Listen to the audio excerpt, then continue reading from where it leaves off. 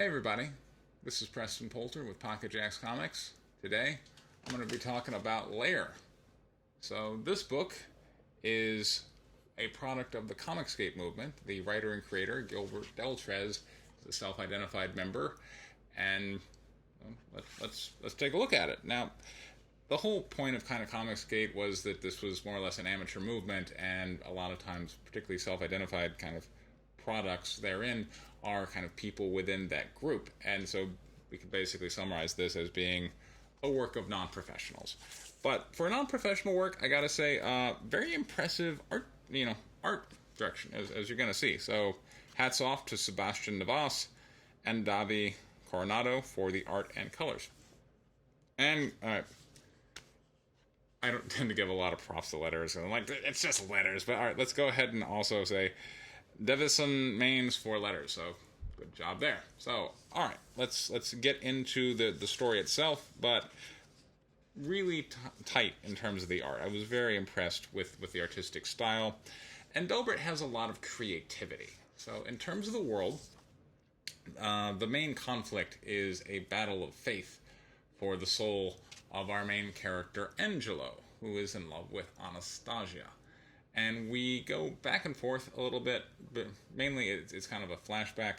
So there's a train that Angelo was on, a subway, I should say, and in the war between heaven and hell, or for whatever reason, I don't think it's ever explained, the subway ends up in a detour into basically hell.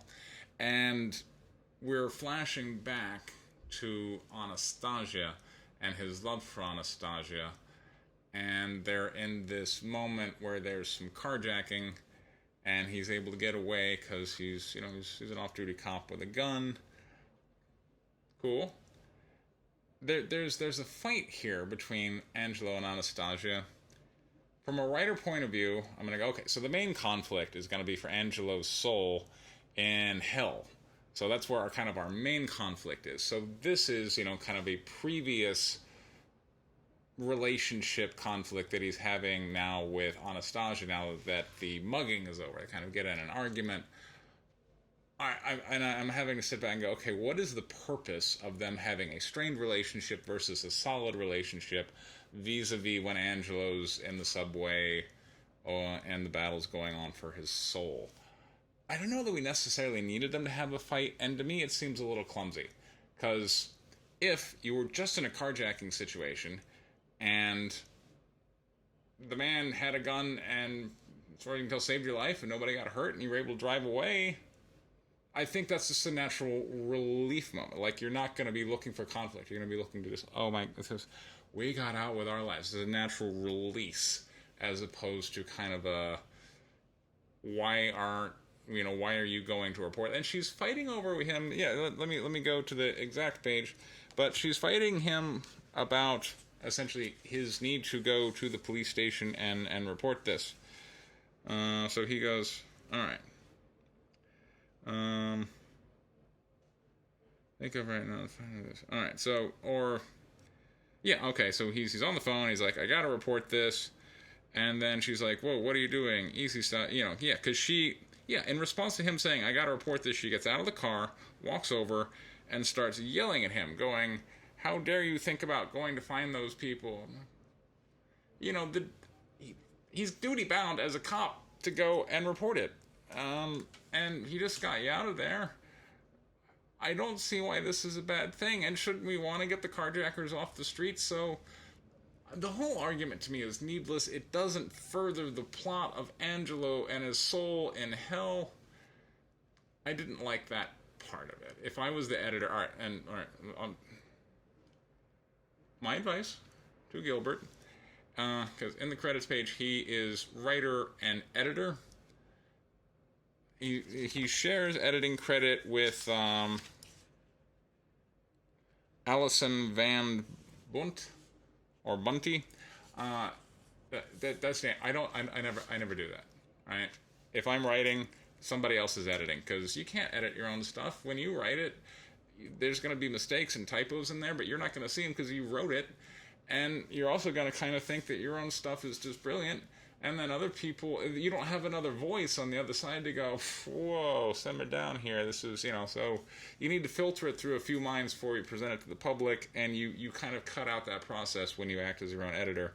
So my advice in the future is you kind of spread that duty out. Give it to somebody in the art team. Like, I made my colorist my editor, and he's doing great. Hats off to you, Blonde. Wherever you are out there. Love you, man. All right, so we got the fight between Angelo and Anastasia. The main plot points is that she's pregnant, she loves him, she's a Christian.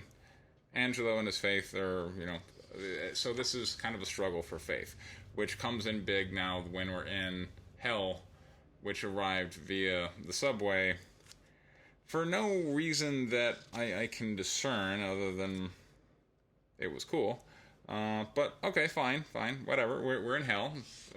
Look, stranger things have happened in horror movies, right? I mean, we don't need a compelling plot-related reason. Although I would have liked one. It would have been neat, you picked up some bad stone or something, and whatever. But all right, here we are.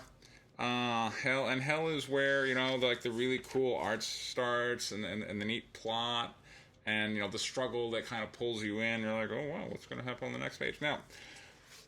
There's some dialogue stuff here, which I went back and forth on this one a lot. I was like, oh wow, this is a typo. No, yeah, sorry, this is a typo, right? Because when they find out they're in Hell, so he's with two other female characters, and one of them keeps going, oh my dog. And that's the first thing she says, is she's like, oh my dog. And then the other woman says, rip my tits.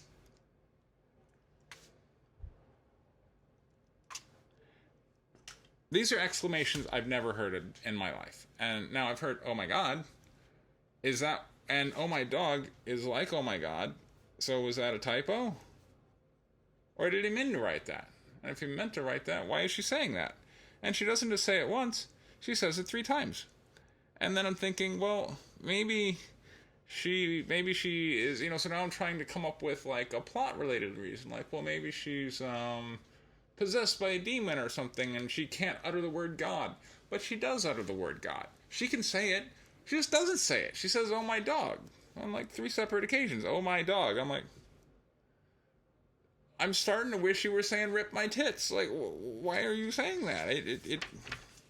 It takes me out of the story, as we would say, because it lets me in a puzzle, and then I have to turn to other pages and go, why is she saying that? It's unclear. So, I mean, it's a very minor point, but at the same time, the story is overall cool and compelling and very visual. So, if you had an editor kind of fighting back at you on the oh my dogs, I think that could be, in my advice, fixed. Put it in quotes. And I think the story would flow better. So, just, my review. And, alright, so, we're there.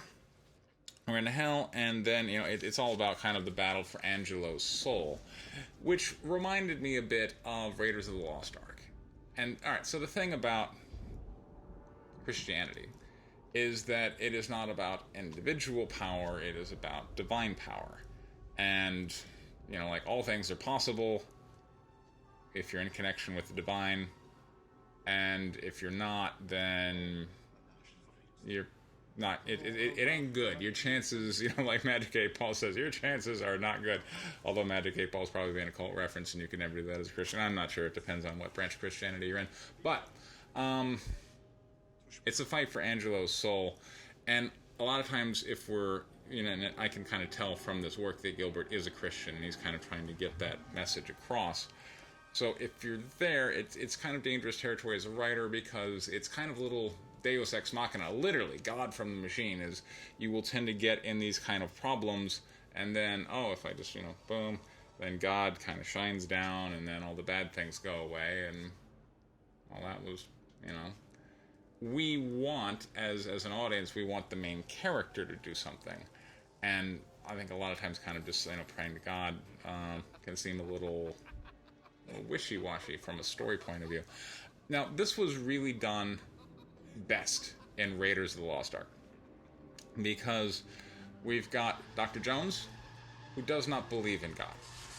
it's subtle, but he doesn't. You know, like when they're asking him about the Ark of the Covenant in that room, and he's like, "Well, what's in this painting? What's coming out?" He's like, "Oh, fire, like the power of God or something." You know, he doesn't believe in this stuff, and he's just looking at the Ark as a relic that people built a while ago. But then, at the end, he's tied up, and they're there. They're opening the Ark. And then he kind of has this realization that this stuff is real when God kind of starts screwing with the Nazis. And he's like, oh, you know, Marilyn, close your eyes. And that is where he's now accepting that God is real. And then the angels come down and faces start to melt. And that's kind of cool. Like, that is, in my opinion, the best I'm going to surrender to God and faith moment in all of narrative storytelling.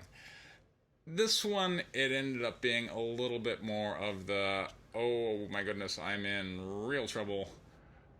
The devil just ripped a chick in half. Excellent moment, by the way. I love this moment. This is cool. I better get right with the Lord. And then when he gets right with the Lord, like, crisis resolves. He's back with Anastasia, and now they're,